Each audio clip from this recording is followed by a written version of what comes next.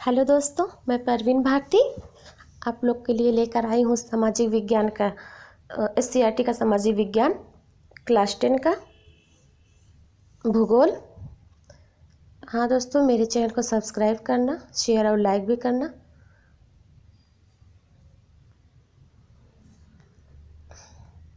दोस्तों, हम लोग शुरुआत करते हैं। पाठ 1, संसाधन एवं विकास। प्राकृतिक संपदा के साथ रिश्ता। मनुष्य प्राकृतिक दुनिया का एक अभिन्न अंग है और अन्य जीवों की तरह प्रकृति द्वारा दी गई चीज़ों जैसे हवा, पानी, फल, फूल तथा अन्य जीव आदि का उपभोग करता आया है। लेकिन मनुष्य अन्य जीवों से इस मायने में अलग है क्योंकि वह प्रकृति को सोच समझकर अपनी ज़रूरत के अनुरूप बदलता भी रहा है। वह प्रकृति से प्राप्त चीज़ों का उपयोग करके अपने लिए औजार बनाता है और औजारों को अन्य प्राकृतिक चीज़ों पर प्रयोग करके अपनी पसंद की चीज़ों का निर्माण या उत्पादन करता है। इस उत्पादन कार्य में वह प्रकृति की जिन चीज़ों का उपयोग करता है उन्हें हम संसाधन कहते हैं। उदाहरण के लिए, प्रागैतिहासिक काल में मनुष्य पत्थरों को तोड़कर एक निश्चित आकृति देता था और उन्हें औजार के रूप में उपयोग करता था। पत्थर के औजारों की मदद से वह शिकार करता था, जमीन खोदकर कंदमूल इकट्ठा करता, टोकरी और खाल के कपड़े बनाता था। यानी तब पत्थर, बांस, जानवरों के खाल आदि प्राकृतिक संसाधन बने। समय के साथ मनुष्य के उत्पादन कार्य का दायरा बढ़ता गया और एक समय जब वह खेती और पशुपालन करने लगा, अर्थात निर्जीव वस्तुओं के साथ साथ पेड़, पौधे, जानवर आदि सजीवों को भी बदलने लगा। उसने औजारों की मदद से पेड़ों को काटकर जमीन को समतल बनाया और उनमें चयनित बीजों को बोया। बीज से पौधे बड़े हुए और उनमें फूल व फल आए जो आगे चलकर अनाज में बदले। अब इन पके फलों को काटकर सुरक्षित रखने के लिए स्थायी घर और बस्तियां बनाकर रहने लगा। आप सोच सकते हैं कि किस तरह मनुष्य द्वारा उपयोग किए गए संसाधनों की सूची बढ़ती गई और प्रकृति को बदलने की उसकी क्षमता बढ़ती गई। इतिहास इसी कारण खेती और पशुपालन के शुरुआती दौर को नवपाषाण क्रांति कहते हैं। यह आज से लगभग 10,000 साल पहले शुरू हुई थी। इसके साथ ही मनुष्य नई नई तकनीकों पर महारत हासिल किया और तरह तरह की वस्तुओं का निर्माण बड़े पैमाने पर होने लगा, जैसे मिट्टी को पकाकर बर्तन बनाना, रेशों से कपड़ा बुनना, तांबा, कांसा, लोहा आदि धातुओं से तरह तरह की वस्तुओं का निर्माण करना आदि। कृषक कारीगर समाज में मनुष्यों के लिए क्या क्या प्राकृतिक संसाधन रहे होंगे, एक विस्तृत सूची बनाएं। संसाधन किसका? जैसे जैसे संसाधनों का महत्व बढ़ा, उन पर नियंत्रण किसका हो, उनका उपयोग कैसे हो और किसकी भलाई के लिए हो। इन सवालों का जवाब विभिन्न समाज ने अलग अलग तरीकों से निकाला। कई समाजों में संसाधनों पर अधिकार पूरे समाज के साथ संयुक्त रूप से रहा और उनके परिचय उपयोग के लिए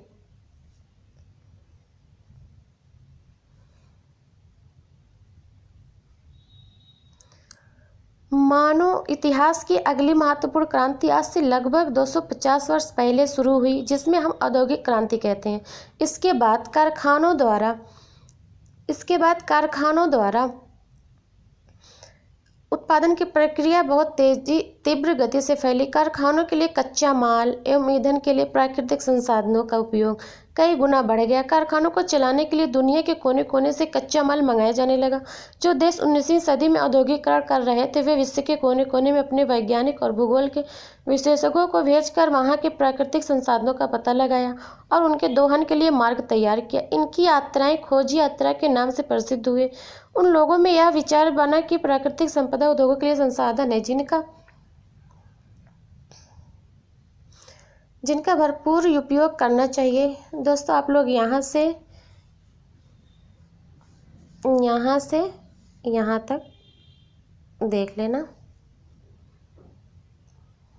रोक कर, और उसके बाद यहाँ से यहाँ तक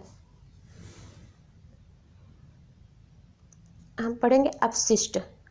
उत्पादन या उपभोग के समय जिन तत्वों को अनुपयोगी मानकर फेंक दिया जाता है, उदाहरण के लिए गन्ने का रस निकालने के बाद गन्ने की खोई को फेंक देते हैं, या फिर जब हम बिस्कुट खरीद कर खाते हैं तो प्लास्टिक रेपर को बेकार मानकर फेंक देते हैं। कारखानों में कच्चे माल का अनुपयोगी हिस्सा या उत्पादन में उपयोग के लिए रसायन युक्त पानी या धुआं जिन्हें बाहर निकाला जाता है, बहुत से अपशिष्टों का अन्य उपयोग किया जा सकता है, जैसे गन्ने की खोई से कागज़ बनाना या उसे ईंधन के रूप में उपयोग करना। इसी प्रकार विशेष संयंत्रों से गंदे पानी या धुएं से हानिकारक रसायनों को अलग किया जा सकता है। औद्योगिक उत्पादन की प्रक्रिया ने इस ताने बाने को बुरी तरह प्रभावित किया है। पृथ्वी पर प्राकृतिक संपदा असीम नहीं है। इनके अंधाधुंध उपयोग से यह संपदा हमेशा के लिए खत्म होते जा रहे हैं। आज हम जिस मात्रा और तरीके से संसाधनों का उपयोग कर रहे हैं वह इस संपदा को नष्ट कर देगी। नदियाँ नालों में बदल रही हैं, भूमि और वायु प्रदूषित हो रहे हैं। आने वाले वर्षों में इसके गंभीर परिणाम होंगे। हम इस पाठ में प्राकृतिक संसाधनों को समझेंगे और इन द्वंद्वों पर विचार करेंगे। प्राकृतिक संसाधन। प्राकृतिक संसाधनों की श्रेणी में उन्हीं चीज़ों को रखा जाता है जिनके बनाने में मानव का कोई योगदान नहीं है। वह केवल उन्हें अपने प्राकृतिक संदर्भ से अलग करता है। उदाहरण के लिए जंगल से काट कर लाए गए लकड़ी को हम प्राकृतिक संसाधन मान सकते हैं, मगर कपास जिसे मानव उगाता है को नहीं। इसी तरह हम धरती के भीतर से निकाले गए लौह अयस्क को प्राकृतिक संसाधन मानेंगे, मगर उसी अयस्क से मानव द्वारा निर्मित इस्पात को नहीं। प्राकृतिक संसाधन को अलग अलग तरीकों से वर्गीकृत किया जाता है। जो संसाधन जीवों पर आधारित है उन्हें जैविक संसाधन कहते हैं, जैसे लकड़ी, मछली आदि। कोयला और खनिज तेल को भी इसी श्रेणी में रखा जाता है क्योंकि वे मृत जीवों में से बनते हैं। दूसरी ओर जो निर्जीव भौतिक संसाधन है, जैसे भूमि, वायु, जल, धात्विक खनिज आदि को अजैविक संसाधन कहते हैं। संसाधनों को एक और आधार पर वर्गीकृत किया जाता है, यह देखकर कि ये संसाधन प्रकृति में लगातार बनते जाते हैं या नहीं। जो संसाधन प्राकृतिक तौर पर बनते रहते हैं उन्हें नवीकरणीय संसाधन कहते हैं, और जो सीमित मात्रा में ही उपलब्ध हैं और आसानी से नहीं बनते उन्हें अनवीकरणीय संसाधन कहते हैं। नवीकरणीय संसाधन वे हैं जो प्राकृतिक प्रक्रियाओं से नवीकृत होते रहते हैं। ये पृथ्वी पर सतत रूप से विद्यमान है, जैसे वायु, जल, वन, पशु इत्यादि।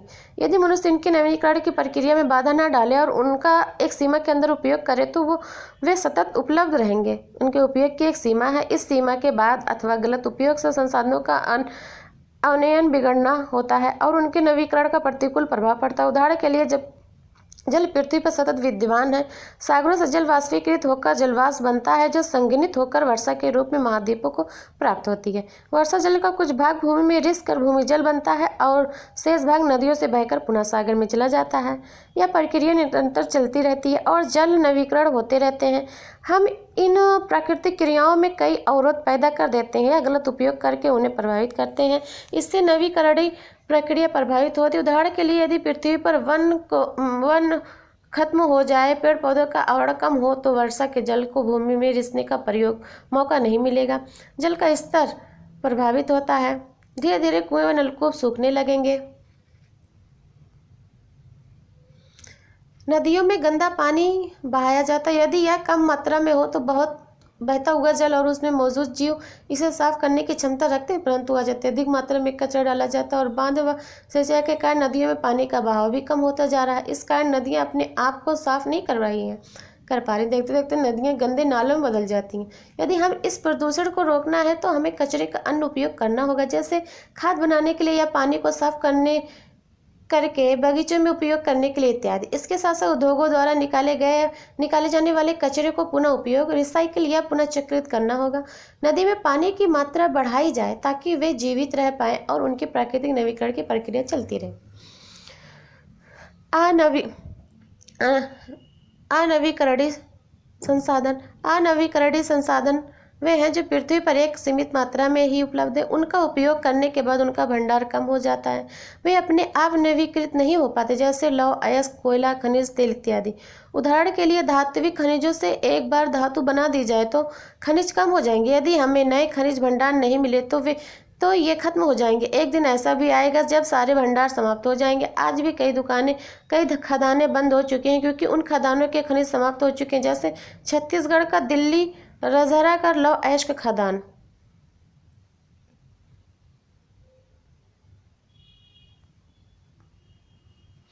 ये तालिका है। मध्य, पूर्व एवं पश्चिम दिशा 809 भंडार 2013 1000 million barrel.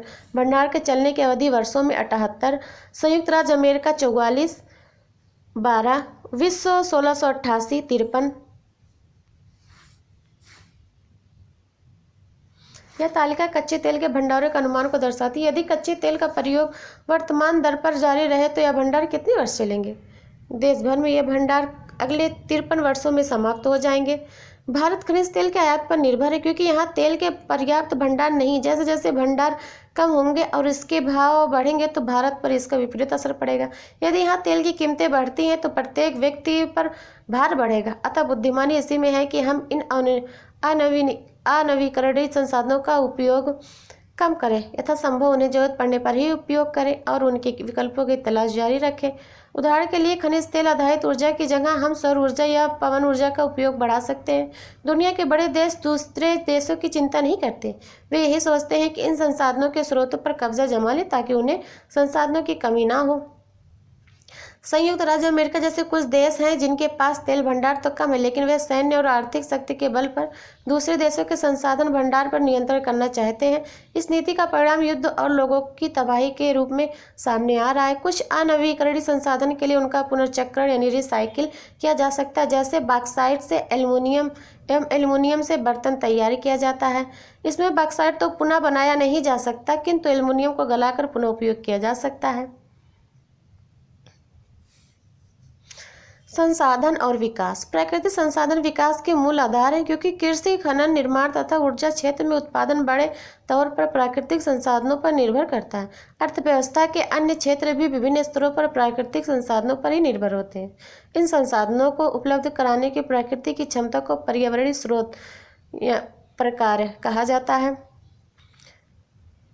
Environment source function कहा जाता है। ये कार्य उस समय शिथिल हो जाते हैं जब संसाधनों का अत्यधिक दोहन हो जाता है या प्रदूषण संसाधनों को बिगाड़ देता है। अगर हम अनवीनीकरण संसाधनों का नियंत्रित उपयोग न करें या नदी नालों व हवा का प्रदूषण न रोकें तो जल्द ही विकास के लिए जरूरी संसाधन नहीं मिलेगा और विकास में रुकावट आ जाएगी।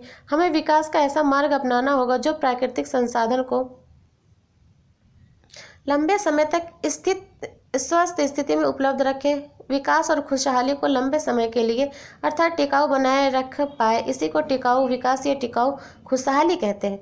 इसका मतलब यह है कि विकास और प्राकृतिक पर्यावरण के बीच विरोधाभास हो या जरूरी नहीं है। ना ही विकास के कारण संसाधन हमेशा के लिए नष्ट किए जाएं। अगर हम अपने पर्यावरण को बेहतर समझे तो हम विकास के लिए टिकाऊ प्रबंधन भी कर सकते हैं। पर्यावरण वैज्ञानिकों ने इसके लिए पर्यावरण की शुद्धिकरण क्षमता या सिंक कैपेसिटी की अवधारणा विकसित की है। पर्यावरण में इतनी क्षमता होती है कि एक सीमा तक प्रदूषण किया जाए तो वह उसे समाहित करके हानि रहित कर सकती है। उदाहरण के लिए अगर हम बहती नदियों में घरेलू कचरा बहाते हैं तो नदी के जीव जंतु उन्हें अपना भोजन बनाकर पचा लेते हैं और फिर से पानी उपयोग करने लायक बना रहता है। अगर हम अत्यधिक मात्रा में नदी की क्षमता से अधिक गंदगी प्रवाहित करें तो साफ पानी वाली नदी गंदा नाला बन जाएगी। आज हमारे प्रमुख शहरों के पास बहने वाली नदियों का यही हाल हो रहा है। यही नहीं, आज हम नदियों में कई ऐसे तत्व डालते हैं जिन्हें पचाने की क्षमता नदी में नहीं है। उदाहरण के लिए साबुन के अपशिष्ट, ये पानी में बने रहते हैं और अंत में समुद्र में जाकर मिल जाते हैं और धीरे धीरे समुद्री जल को प्रदूषित करते हैं। गांव में लकड़ी से जलने वाले चूल्हे और फैक्ट्री से निकलने वाले धुएं की तुलना करें तो चूल्हे से निकलने वाला धुआं की मात्रा नवीकृत होने की सीमा से कम होती है, किंतु फैक्ट्री से अधिक एवं निरंतर धुआं निकलता रहता है जो नवीकृत होने की मात्रा से अधिक हो तो वायु प्रदूषित हो जाएगी। इसका अर्थ यह नहीं है कि फैक्ट्री हमेशा वायु को प्रदूषित करेगी ही। यदि फैक्ट्री से नवीकृत सीमा तक ही धुआं निकले तो वायु प्रदूषित नहीं होगी। पर्यावरण के द्वारा अपशिष्ट पदार्थ को अवशोषित करने की इस क्षमता को सिंक क्षमता कहते हैं। जब अपशिष्ट निर्धारित सिंक कार्यों की सीमा से अधिक हो जाते हैं तो पर्यावरण को दीर्घकालीन हानि पहुंचाते हैं। उदाहरण, भारत में भूजल की स्थिति पर वर्तमान आंकड़े हमें सुझाते हैं कि देश के अनेक भागों में इसके उपयोग की अधिकता से इसके लिए गंभीर खतरा उत्पन्न हो जा सकता है। पुनर्भरण से जितना जल वापस भूमि में जाता है उससे कहीं अधिक भूजल का उपयोग किया जा रहा है, जिसके कारण लगभग 300 जिलों में पिछले 20 वर्षों में जल स्तर में 4 मीटर तक की कमी आई है। यह स्थिति खतरे का संकेत है। भूजल के उपयोग की अधिकता विशेष रूप से पंजाब और पश्चिमी उत्तर प्रदेश के कृषि समृद्ध क्षेत्रों, केंद्रीय और दक्षिणी भारत के कठोर चट्टानी पठारी क्षेत्रों तथा कुछ तटीय क्षेत्रों और तेजी से विकसित होने वाले शहरी क्षेत्रों में भूजल का अत्यधिक उपयोग होता है। जल के उपयोग की इस अधिकता से भूजल का संग्रह कम हो जाएगा और बहुत ही तीव्रता से